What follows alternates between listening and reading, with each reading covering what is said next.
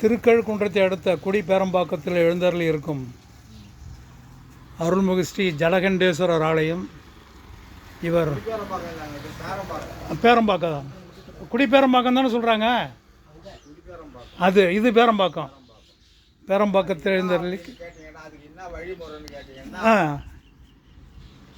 சொல்லுங்க. ஒரு காலத்தில் வந்து ஜமீன் காலத்தில் வந்து தகராறு பட்டு எங்கள் ஊர் மடுவை வெட்டி தந்துட்டாலாம். சரி. சூனாம்பேட்டி ஜமீன். சரி. அது இப்போ பூர்வீகத்தில் சொல்கிறாங்க. சரி. அப்படி வெட்டி தரதுனால அந்த ஊர் பாழா போச்சு. அதாவது அங்கே பெருமாள் கோயில், ஈஸ்வரன் கோயில். ஆமாம் ஆமாம், ரெண்டுமே இருக்குது அப்போ. அந்த இப்போ இருக்குது பாரு வாடை, அது வந்து பிராமணருடைய அக்ரஹாரம் வீதி. அது அந்த கோயில் நாசியாக போச்சு, யாரும் பராமரிக்க ஆள் இல்லை. அது அப்படி எப்படி அவங்களாம் போயிட்டாங்க. சரி சரி சரி. அப்புறம் வந்து வாங்கினதுனால என்ன பண்ணாங்க, இது பேரம்பாக்கம், அது குடிபேரம்பாக்கம் அப்படின்னு பேர் வச்சுட்டாங்க. சரி சரி. குடிபேரம்பாக்கம். ஜலகண்டேஸ்வரர் ஆலயம் பிரதான சாலையின் அருகில் உள்ளது. அருகிலேயே ஒரு பெரிய திருக்குளமும் உள்ளது. இது எப்படி இவர் வந்தாருன்னு கேட்டீங்கன்னா, அங்கே இந்த குளத்துக்கு வந்து 3 படி. மேலாண்ட படி பிராமணர் படியா. இது வந்து காலனியார் தண்ணி முழணும் இல்லை அப்போ. ஆமாம் ஆமாம். தண்ணி குடிக்கிறதுக்கு முழணுமே, அப்போல்லாம் கிணறு கிடையாது இல்லை. ஆமாம் ஆமாம். அதனால் அந்த படியால் அவங்க வந்து தண்ணி போட்டு போகிறவங்க. சரி சரி சரி. பிராமண ஆள் வந்து அந்த படியில், மற்ற இதெல்லாம் இந்த படி. சரி, இங்கே ஒரு படி இருக்குல்ல, அந்த ஒரு படி தான் இருக்குது. ஆமாம் ஆமாம் ஆமாம். இதில் வந்து சாமி, இந்த படியால் சாமி ஏற்கவோ இறக்கவோ இந்த படி. அதே மாதிரி தீபார்த்தனை கொடுக்குற போதும் தெப்பல்ல, அவங்க வந்து அந்த பக்கம் கொடுக்கணும், நம்ம இந்த பக்கம் கொடுக்கணும், அவங்க அந்த பக்கம் கொடுக்கணும். அப்படி இருக்கும்போது என்ன இப்போ கேட்டீங்கன்னா, இந்த சிவனை அங்கே பொச்சி வச்சுருந்தாங்க. பொச்சி வச்சுருந்தாங்க. அந்த மேலே கல் மட்டும் என்னன்னு கேட்டால் மரகா கல்லுன்னு சொல்லுவாங்க. நாங்கள் சின்ன வயசில். சரி சரி. நானே அது மேலே கொஞ்ச நேரம் ஆடிக்கிறேன் குளத்துல தண்ணி இருக்கும்போது. அப்புறம் இந்த ஏரி வேலை செய்து மண்ணை வாரிட்டாங்கல்ல, அவர் கிளம்பிட்டார் வெளியில். அப்போ தான் தெரிஞ்சது. நான் அடியோட வாரி எடுத்துட்டாங்க, வந்து பேச்சிட்டாங்க.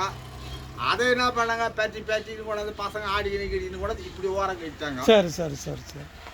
ஓரம் கட்ட உடனே உங்களை மாதிரி ஒருத்தர், அவர் வேலைக்கு போகிறவரோ எங்கே வியாபாரத்துக்கு போகிறாரு, திருப்பூர் கிராமியார் ஒருத்தர், அவர் வந்தாருன்னா அந்த லிங்கத்துக்கு பூஜை ஒரு பூ பண்ணிட்டு அவர் போகிறது. அவர் அதை அங்கே பார்த்து சொல்லும் போது உங்களை வழி மாதிரி வந்தார். அது ஒருத்தர் அவரை பாருங்கன்னு அவர் வந்து இதை பார்த்தாரு. இதை பார்த்து என்ன பண்ணிட்டாரு, இது மேலே போய் சொல்லி இதுக்கு வேண்டியது ஆவடியாருக்கு அளவு கொடுத்து அடிச்சுட்டாங்க. சரி சரி சரி. 17,000 அடிச்சுட்டு என்ன சொல்லிட்டாங்கன்னா, நாங்கள் 15,000 நாங்கள் கட்டிட்டோம், நீங்கள் ஊராரு மேல்கொண்ட துட்டை போட்டு எடுத்தாந்து வெய்யுங்க அப்படின்னு கொண்டாந்து வச்சோம். சரி சரி சரி சரி. வச்ச ஏற்பாடு அப்புறம் இது பிரதர்ஷனை பண்ணாங்க. பண்ண உடனே என்ன பூஜை பண்ண விட்டாங்க. நான் பண்ணிக்கின்னு இருந்தேன். அப்புறம் பிரதோஷத்தை ஆரம்பிக்கிற போது நந்தி இல்லாத செய்யக்கூடாது. ஆமாம் ஆமாம் ஆமாம். அதனால் இவரும் வந்துட்டார் அப்படின்னாங்க. அப்புறம் வந்து விநாயகரும் இருக்கணும்னாங்க. சரி சரி சரி. விநாயகர் வந்து படம் வாங்கி வந்து வச்சுட்டேன். அப்புறம் நந்தியை பார்த்தோம், அதுவும் ஊருங்களில் தண்டி கிண்டி அதையும் கொண்டாந்து வச்சுட்டோம். சரி சரி சரி. ஒருத்தர் என்ன பண்ணுறதுல இந்த நந்தியை வந்து பார்த்தாருன்னா அந்த நந்தி சரியில்லைன்னு அந்த கழுத்து கொஞ்சம் வளைஞ்சிருக்கணுமா, அது வளையலையா அப்படின்னு தத்துவம் சொல்லுவார் என்கிட்ட. எப்போ செய்து கொண்டாந்து வச்சுட்டோம். ஆனால் அது வச்சதுலேருந்து எங்களுக்கு எந்த குறைபாடும் இல்லை. ஒரு குறையா இருக்கிற உங்கள் கைங்கரியமாக கொண்டாந்து வச்சுடு அப்படின்னு இருப்பாடு. அவர் அதோட நாட்டை வச்சுட்டாரு. 2வது அதோ ஒருத்தர் உட்காந்துருக்கிறாரு. அது இன்னொரு கோயில் இருக்காங்க. ஏன் கேட்குறேன், அந்த காலத்தில் நேரமாக வச்சுட்டு போட்டாங்க. அவர் எங்கே இருக்காருன்னு உள்ளே போகணுமா?